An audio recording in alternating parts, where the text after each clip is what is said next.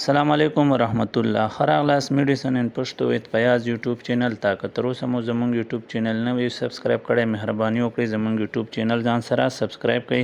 ترڅو دې ته ورته نور خولي ویډیوګانې مونږ تاسو مخې ته راوړو. نن مونږ راوړی دی یو ډیر بهترین ایټم د کوم نوم چې دی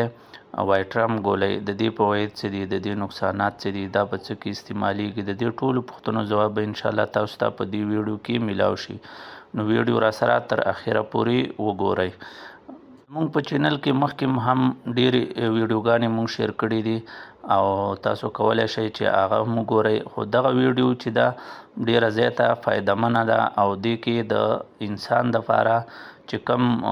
مختلف ویټامینونه چې هغه ویټامین A دی B دی B12 دی کیلشیم دی مګنیزیم دی پوتاشیم کاپر بایوټین او داسې نور د مختلفو طاقت فارمولو څخه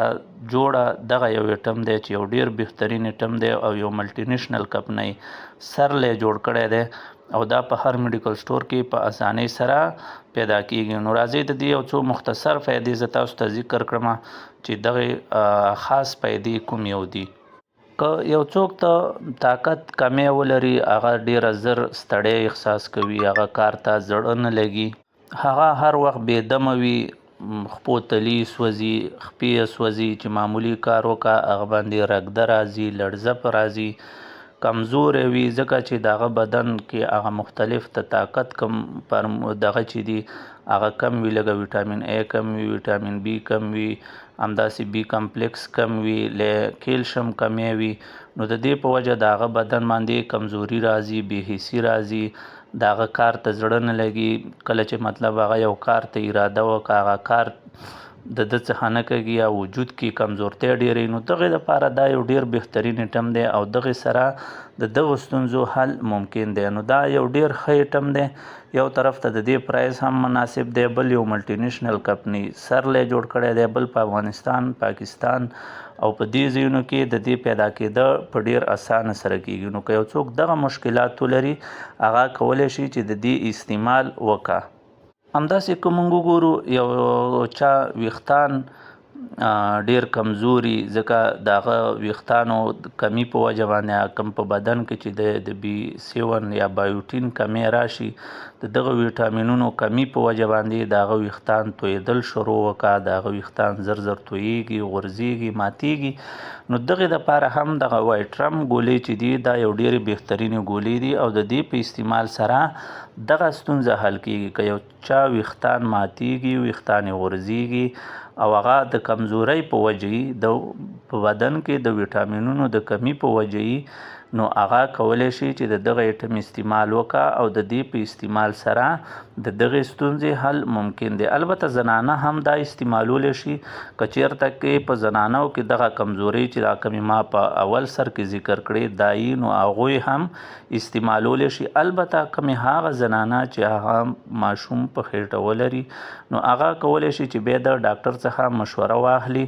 ځکه چې هغې دپاره هلته کې ډاکټر نورې د کم طاقت ګولۍ چې وي هغه لیکي نو بیا د دې ضرورت هم نه راځي او که بیا هم یو څوک استعمالي نو په کار ده چې د یو ډاکټر څخه مشوره واخلي نو دغه زنانه دی نه استعمالي فلحال ځکه هغو ته هغه وخت کې چې کم نور ویټامینونو کمی وي او نورو دغه وي هغې دپاره ډاکټر ورته الریډي ایټمې لیکلي وي نو بیا هغه ته د دې ضرورت نشي پېښېدی. البته او کمې زنانه چې هغه حمل ماشوم ونه لري او دغه کمزوریانې پکې چې د هغې وجود ستړی کېږي کار ته یې زړه نه کېږي بېدمي په راځي د خپو تلې سوځي خپې سوځي په بدن کې د مختلفو دردونه وي د کیلشیم او د ویټامینونو کمی په وجه نو هغه کولی شي چې د دې ایټم استعمال وکړه. همداسې که وګورو موږ اکثر مسافري کې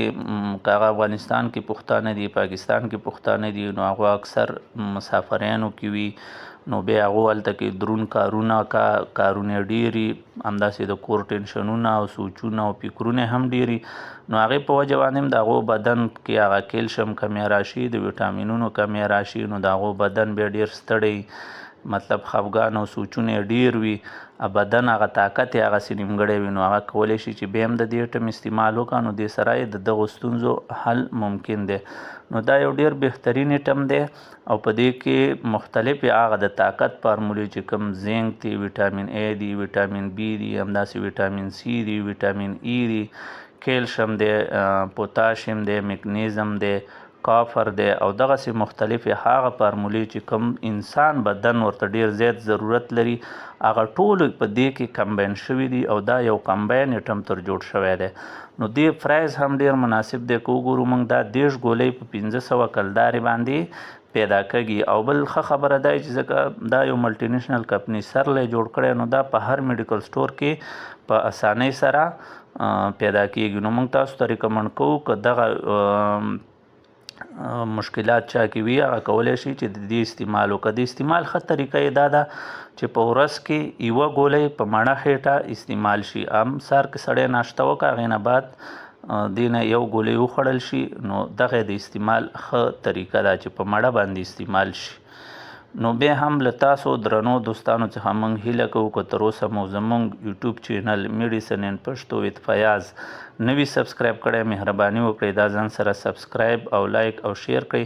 تر څو دې ته ورته نورې ښکلې ویډیوګانې موږ ستاسو مخې ته راوړو. تر بلې ویډیو پورې د الله تعالی په امان ما فیاض خان ته اجازت راکړئ. د خپل ځان